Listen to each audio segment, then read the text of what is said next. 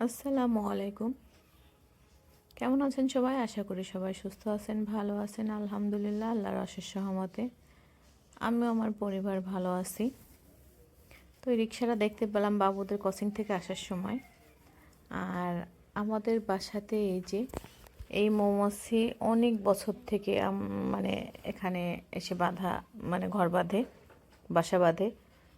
তো আগে ছিল নিচতলাতে, তারপরে যে তিনতলাতে উঠলো, উঠে এই যে এখানে এভাবে মানে কয়েকবার হিসাব নাই, তা তো 5-6 বার হবেই। আগে ছিল নিচে, এখন উপরে উঠছে। এই যে ওই নিচেরটাই ছিল, এখন এই যে উপরেরটাই। তো ওরা দেখা যায় যে প্রায় বছরই থাকে। খুব মানে আমরা এখানে আসার পরে খুব কম আছে যে ওরা ছিল না।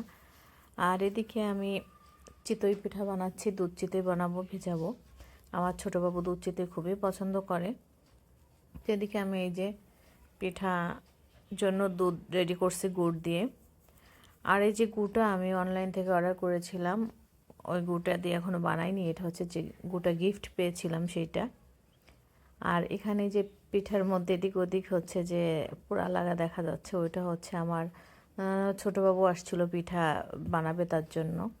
আর এই যে অন্যদিকে আমি যেটাকে রোড বলে, এটা যারা বিহারিদের মধ্যে এটা খুব আর কি খাই যখন মহরম আসে তখন। তো আমরা যখন খালিশপুরে ছিলাম তখন হচ্ছে এই আমাদের এক বুয়া ছিলেন বিহারি, উনি খুবই যত্ন করতেন আমাদের। আমার ছোটো বাবু ওই বুয়ার হাতেই বড়। তো উনি হচ্ছে আমাকে সবসময় এগুলো এনে খাওয়াইতেন। ওনারা যেসব নাস্তা আর কি বাসায় তৈরি করতেন বা অকেশনালি যা ওনাদের বাসায় হতো সব কিছুই আমাকে এনে দিতেন। তো দেখা যেত কি ওনারা তো প্রচুর নাস্তা আর কি ভ্যারাইটিস নাস্তা করেন। তো আমার প্রায় হইতো যে আমি সকালবেলা খাবার খেতামই না, যে বুয়া দুধ নিয়ে আসতেন, জাল দেওয়া দুধ 1/2 কেজি করে।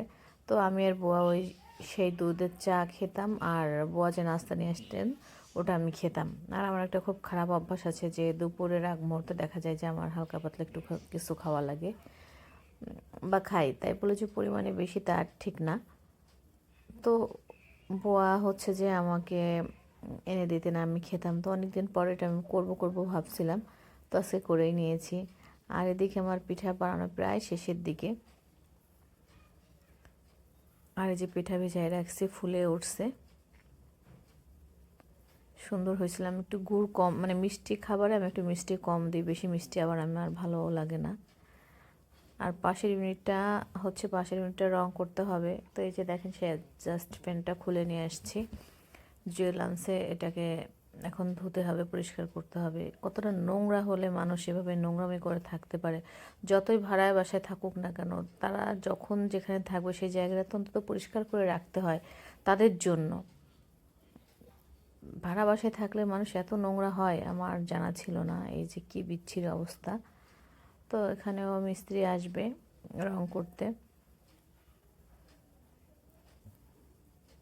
তা না হলে ঘরের যে অবস্থা, রং না করলে আর মানে এখানে ওইভাবে থাকা খুব কঠিন হয়ে যাচ্ছে।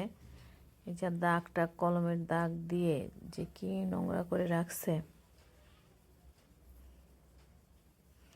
লাইটের উপর প্রত্যেকটা জায়গা যে এত ময়লা, এত পরিষ্কার করছে তারপর অনেক ময়লা। আর এই যে আজকে আমরা কুমড়ার বড়ি দিব। তো আমার শাশুড়ি মা অলরেডি সব কিছু রেডি করে দিয়েছেন, আমি নিয়ে এখন ছাদে চলে যাব। তো ছাদে অনেক দিন আমার আসা হয় না, তাই এসে দেখি এই যে ছাদের অবস্থা বর্তমানে। এই যে এখানে উনি সবজি এভাবে করেন, ড্রামে করে সবজি সব দিয়ে সবজিটা পচান। আর পাশে বালতিতে আছে এই যে সরিষার শাক, সরিষার দানা দিয়ে শাকগুলো করা হয়েছে।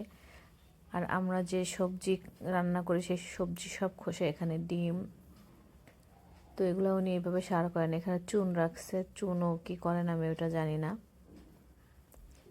আর এখানে এই যে ওনার সব মানে ছাদ বাগানে যা যা লাগে ওগুলো রেখে দেন। তো আমি অনেকদিন পরে আসলাম, আজকে আসা হতো না যদি বড়ি না দিতাম। তো উপরে যাব, উপরে বলতে আরও, এটা তো 4 তলার ছাদ, 5 তলার ছাদে যাব। তো আমি দেখতেছিলাম যে এখানে কী কী আছে। সেম গাছে সুন্দর সেম ধরছে, লাউ গাছও ও মাশাল্লাহ। তারপরে হচ্ছে ওলকপি গাছও আছে এই যে এই পাশে।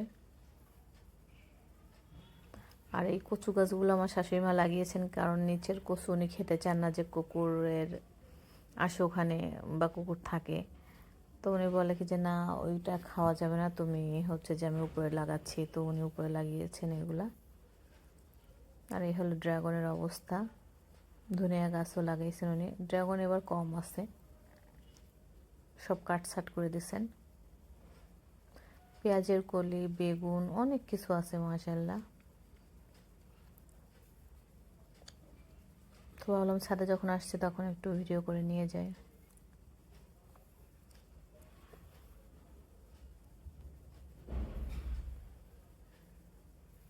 তো আসলে গাছ দেখলে কিন্তু মন শান্তি লাগে, গাছের মধ্যে থাকতে পারলেও। আমি যখন আমার বড় বারান্দায় যাই, তো আমার এমনিতে মানে একটা অন্য ধরনের শান্তি কাজ করে। আর সব থেকে বেশি ভালো লাগে যখন মানে দুপুরে হোক বা রাতে হোক খেতে বসি, মানে গাছ থেকে একটা ঝাল ছিঁড়ে এনে ভাতের সাথে খাই, সেটা তো আরও শান্তি লাগে। আমি গ্রামের মেয়ে, বরাবরই আমার গ্রাম পছন্দ। আর এখন তো গ্রাম আর গ্রাম না, এখন তো গ্রাম মফস্বল মানে হয়ে গেছে। তো আমার খুব ভাল লাগে হাঁস মুরগি পালা, গাছগাছালি লাগানো। তো এবার আমি যাচ্ছি উপরে। ওই যে আপা আসছেন, আপা জুয়েল আমাকে হেল্প করবেন। আর জুয়েল এখানে মোটামুটি রেডি করে রেখে গেছে, বাকিটা এখন আমি করে নিব।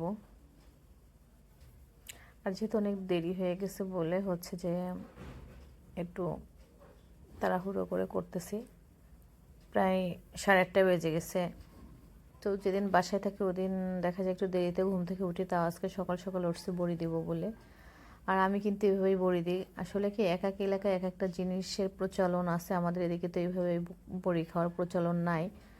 তো যাই হোক, তারপর আমি সব কিছু যেন আমার করতে ভালো লাগে এবং আমি চেষ্টাও করি। তো প্রত্যেকটা জিনিস আমার শাশুড়ি মা আর কি রেডি করে দিয়েছেন।